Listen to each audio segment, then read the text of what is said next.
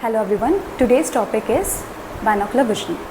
Binocular vision means the capability of our visual system to perceive two different images formed by two eyes as single image. ठीक है, right I और left आई से जो images बन रही हैं अलग अलग, उसको एक इमेज की तरह हम परसीव कर सकते हैं. अब सीखते हैं ग्रेड्स ऑफ बाइनोकुलर विजन क्या होता है. सबसे पहला होता है साइमल्टेनियस परसेप्शन. साइमल्टेनियस परसेप्शन का मतलब है कि अगर दो इमेजेस बन रही हैं या दो ऑब्जेक्ट्स हैं, उनको आप क्या कर सकते हैं, साइमल्टेनियसली परसीव कर सकते हैं. जैसे एक आँख अगर एक बर्ड की इमेज बन रही है और एक तरफ अगर केज की इमेज है, तो आप उसके साइमल्टेनियसली परसीव करोगे. अगर दोनों आँखें एक ही विजुअल डायरेक्शन रखती हैं तो एंड इमेज कैसी आएगी कि बर्ड जो है वो केज के अंदर है. This is grade 1 simultaneous perception. Then second is fusion. Fusion का मतलब है कि अगर दो सिमिलर इमेजेस हैं, है ना, फिर भी उनमें कुछ डिटेल्स मिसिंग है, तो क्या होगा, जो दोनों इमेजेस अगर आप जब परसीव करेंगे तो आप एक इमेज देखेंगे जिसमें दोनों ही इमेजेस के डिटेल्स ऐड ऑन हो जाएंगे. This is fusion. ठीक है, जैसे रैबिट है, उसके हाथ में फ्लावर है और अगर उसकी टेल मिसिंग है एक इमेज में, तो जब आप फ्यूज़ करेंगे तो आपको एक कंप्लीट पिक्चर, कंपोजिट पिक्चर बन के मिलेगी. Third is stereopsis. कोई भी आपके पास ऑब्जेक्ट है, उसको अगर हम डिफरेंट एंगल से देख रहे हैं, सीधी सी बात है, हम 3D वर्ल्ड में रहते हैं, तो एक 2D इमेज तो है नहीं कि एक ही एंगल बन रहा है, आपके अलग अलग एरियाज़ को वो स्टिमुलेट कर रही होती है रेटिना को, तो इससे हमें डेप्थ परसेप्शन आता है. ठीक है, स्टीरियोप्सिस. स्टीरियोप्सिस के ऊपर एक बिल्कुल अलग लेक्चर होगा जिसमें आपको उसके टेस्ट भी बताए जाएंगे and that is very important for squint examination. अब हम आगे सीखते हैं अबाउट करेस्पॉन्डिंग रेटिनल पॉइंट्स.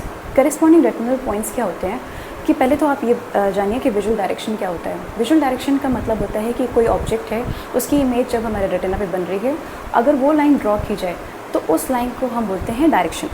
ठीक है, विजुअल डायरेक्शन कहते हैं. तो अगर दो आइज़ का सेम विजुअल डायरेक्शन है, एक ही तरफ अगर वो देख रही हैं और उस समय जब स्टिमुलेशन हो रहा है, सपोज़ करो इसे वाले डायग्राम में देखो, जैसे फोविया है यहाँ पे. ठीक है, अगर इसका स्टिमुलेशन हो रहा होता है तो क्या होता है कि वो ब्रेन के ऐसे कॉर्टिकल सेल्स को स्टिमुलेट करेगा, क्योंकि each hemisphere has visual cortex, तो उसके सेल्स को स्टिमुलेट करेगा, जिससे क्या होगा, आपको सिंगल एक इमेज बनती हुई दिखाई देगी. तो वो जो पॉइंट्स होते हैं जो इस तरीके के बाइनोकुलर सेल्स को स्टिमुलेट करते हैं कॉर्टेक्स में, उनको हम बोलते हैं करेस्पॉन्डिंग रेटिनल पॉइंट्स, जिसका सबसे मेन एग्जांपल है फोविया. ठीक है, इनका विजुअल डायरेक्शन सेम होना चाहिए.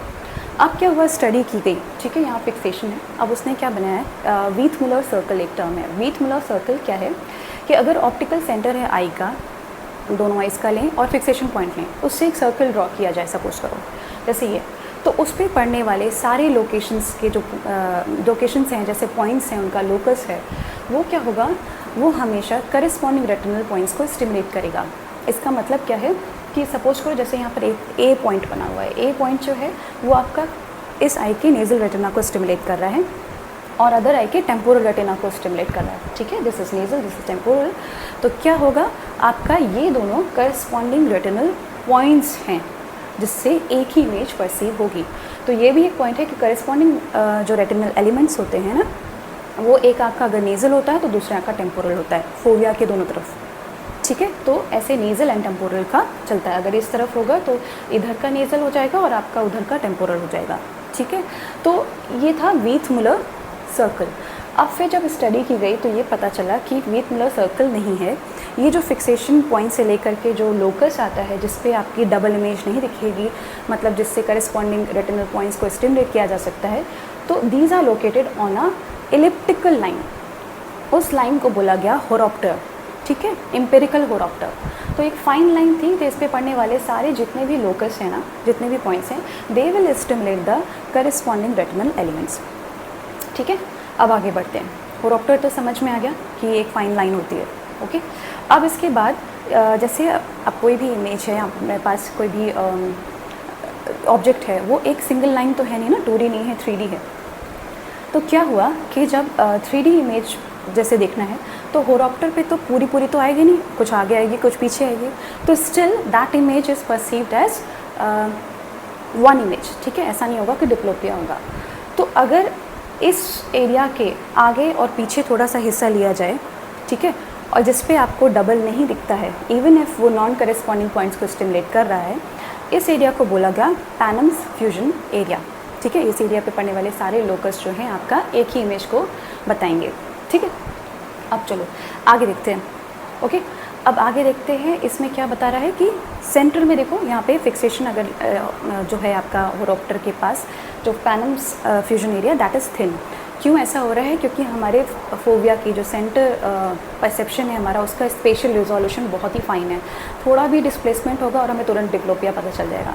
लेकिन पेरिफेरी में आके क्या हो रहा है, ब्रॉड हो गया। तो इवन इफ अगर थोड़ा बहुत भी इधर उधर हो रहा है ना, तो हमें ज़्यादा पता नहीं चलता है कि डबल विजन हो चुका है, ठीक है। ये हम डेली लाइफ में ही देख रहे हैं, ओके। सो पैनम्स एरिया जो है that is wider in the periphery और सेंटर में बहुत ही स्ट्रांगली थिन होता है। अब क्या है, फिक्सेशन पॉइंट के थोड़ा सा आगे अगर हम देखते हैं, जैसे कि अगर ये है ऑब्जेक्ट है, तो जैसे फिक्सेशन लिया हुआ है और उसके आगे हमें कोई ऑब्जेक्ट रखी हुई है, तो फिजियोलॉजिकल डिप्लोपिया समझा रही हूँ आपको, है ना। तो आपको वो डबल दिखेगी, ठीक है।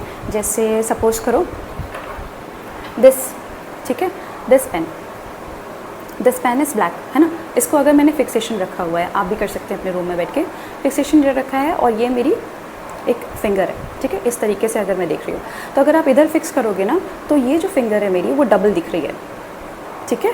ये फिंगर जो है वो डबल दिख रही है, आप करके देखिए, ओके। सो क्या हो रहा है, अगर मैं फिक्सेशन इस पर ही रखूँ, है ना, तो क्या होगा, अगर मैंने अपनी राइट आई को क्लोज़ किया, ऐसे क्लोज़ किया, सो सपोज करो अगर फिक्सेशन और दूर करो, तो अगर ऐसे क्लोज़ किया, तो हो क्या रहा है, आपका कौन सी इमेज गायब हो रही है, अपोजिट वाली, यानी कि लेफ़्ट इमेज गायब हो रही है। क्यों हो रहा है ऐसा?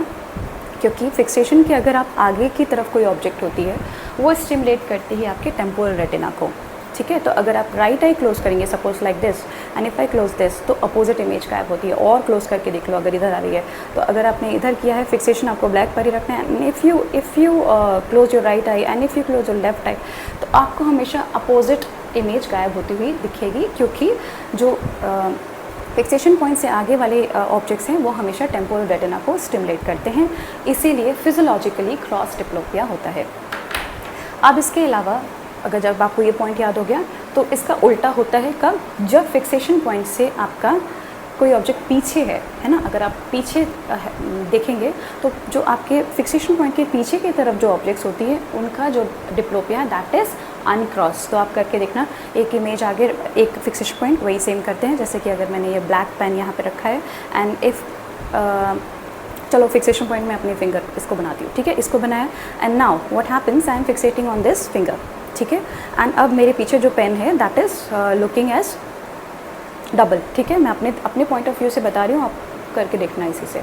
तो क्या होगा, अब मैं अगर अपनी राइट आई क्लोज करूँगी, ठीक है, fixation is on my this finger, ठीक है। तो अब क्या होगा, जो पीछे है, मतलब जो मेरे फिक्सेशन पॉइंट होरोप्टर पैनम्स फ्यूजन एरिया से पीछे है, उसमें इससे लैटरल इमेज जो होगी वो गायब हो जाएगी। जो भी आई मैं क्लोज़ करूँगी, तो राइट आई क्लोज़ करूँगी तो राइट आई की इमेज गायब हो जाएगी, और इधर की क्लोज़ करूँगी तो लेफ्ट आई की। तो अगर फिक्सेशन मैंने आगे रखा है एंड द डिप्लोपिया इज़ मतलब बिहाइंड द फिक्सेशन पॉइंट, तो क्यों हो रहा है ऐसा? क्योंकि वो नेज़ल रेटिना को स्टिमुलेट कर रही है, इसीलिए फिजियोलॉजिक अनक्रॉस डिप्लोपिया हो रहा है। I hope the concept is clear. आप पूछिएगा कमेंट्स में या फिर डीएम कर सकते हैं आप मुझे इंस्टाग्राम पे, कोई भी दिक्कत आ रही है तो। ये एक एक्सपेरिमेंट है ये बताने के लिए कि नॉर्मल लाइफ में भी हमारे पास फिजियोलॉजिकल डिप्लोपिया हो रहा होता है, हमें पता नहीं चलता। अब आते हैं पैथोलॉजिकल डिप्लोपिया। पैथोलॉजिकल डिप्लोपिया जो होता है, इसका कंसेप्ट भी इंपॉर्टेंट है, क्योंकि जब स्ट्रैबिस्मस होता है, स्क्विंट होता है, तब क्या होता है, दोनों आइज़ का विजुअल डायरेक्शन चेंज हो जाता है। एक आई बाहर चली जाती है, एक आई अंदर चली जाती है, तो डिप्लोपिया होता है। डिप्लोपिया का मतलब है कि एक ही इमेज, एक ही ऑब्जेक्ट की दो इमेजेस दिखना। एक ही ऑब्जेक्ट की इमेज इज डिफरेंट, ठीक है, दो हमें लगता है कि दो है एक ही चीज़। तो ऐसा क्यों होता है, देखो बताती हूँ। जैसे कि यहाँ पर एक पॉइंट है, ठीक है, इस पॉइंट में एक ये राइट आई है, ये आपकी लेफ्ट आई है। हो क्या रहा है, ये एक्सोम है बाहर की तरफ, इसने स्टिमुलेट किया फोविया को, लेकिन इसने, क्योंकि जो आपकी लेफ़्ट आई है वो एक्सोम है, तो उसने नॉन करस्पॉन्डिंग पॉइंट को स्टिमुलेट कर दिया, ठीक है। तो क्या होगा, एक्सोम में है तो आपकी जो आई है ना, वो क्या करेगी, अगर टेम्पोरल रेटिना को स्टिमुलेट करेगी ना, तो यहाँ से प्रोजेक्शन गया टूवर्ड्स नेज़ल साइड, तो अगर एक्सो में है, इसने नॉन करेस्पॉन्डिंग रेटिनल पॉइंट्स को स्टिमुलेट किया है, तो हो गया क्या, एक जो ऑब्जेक्ट है इस बॉल की इमेज क्या होगी, दो तरीके से दो दिखाई देगी और उसमें क्या होगा, क्रॉस डिप्लोपिया होगा। ठीक है, देखो लेफ्ट का राइट में इमेज बनने लग गई। इसीलिए एक्सो में क्या होता है, क्रॉस डिप्लोपिया आता है, क्योंकि इमेज जो होती है वो टेम्पोरल रेटिना को स्टिमुलेट करती है पैथोलॉजिकल डिप्लोपिया में। तो एक ही ऑब्जेक्ट है, उसकी दो इमेज दिख रही है। ठीक है, अब जो आपका फोविया है, अगर सपोज करते हैं वो ईजो में, अब यहाँ पे ईजो में दिखते हैं क्या होता है। ईजो में क्या होता है, ये ऑब्जेक्ट है, यहाँ पे ये नॉर्मल आई पे फोविया पे फिक्सेट कर रही है, पर यहाँ पर क्या करिए, नेजल रेटिना को स्टिमुलेट कर रही है। तो हमें क्या पता है कि नेजल रेटिना का प्रोजेक्शन देखो टेम्पोरल तरफ अगर जा भी रहा है तो इप्सिलैटरल ही इमेज बना रहा है। ठीक है, तो इस बॉल की इमेज हमें लेफ्ट आई में लेफ्ट तरफ ही दिख रही है। तो ईजो अगर है, ईजोट्रोपिया जो होता है उसमें हमें कैसा डिप्लोपिया दिखता है, अनक्रॉस। ठीक है, तो ये क्वेश्चन भी आता है कि किस में क्रॉस डिप्लोपिया होता है, किस में अनक्रॉस डिप्लोपिया होता है। तो दिस इज़ वेरी इंपॉर्टेंट। ठीक है, this is about your pathological diplopia. एक कंसेप्ट और याद कर लो, कन्फ्यूजन, क्योंकि इसकी डेफिनेशन में आपको पूछ सकते हैं diplopia versus confusion.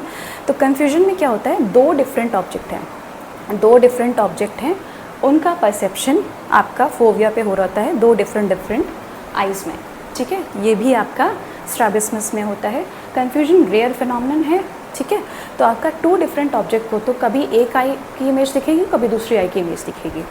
This is confusion. अभी याद करने के लिए इसको टू डिफरेंट ऑब्जेक्ट्स की इमेज बनना आपको जो होता है दैट इज़ कन्फ्यूजन। डिप्लोपिया में एक ही ऑब्जेक्ट होती है, उसकी दो इमेजेस होती हैं।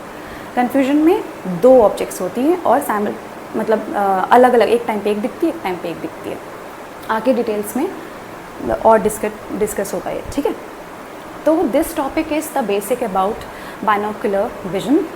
आगे और भी सारी चीज़ें हैं, ये धीरे धीरे और टफ होता जाएगा। आई होप मैं आपको ये कंसेप्ट समझा पाई हूँ। कोई भी डाउट हो तो ज़रूर पूछिएगा। आगे आने वाले वीडियोस में हम डिस्कस करेंगे टेस्ट क्या होते हैं और सेंसरी अडाप्टेशंस क्या होते हैं। ठीक है, तो for this you have to subscribe to my channel and keep watching, keep supporting. Thank you so much.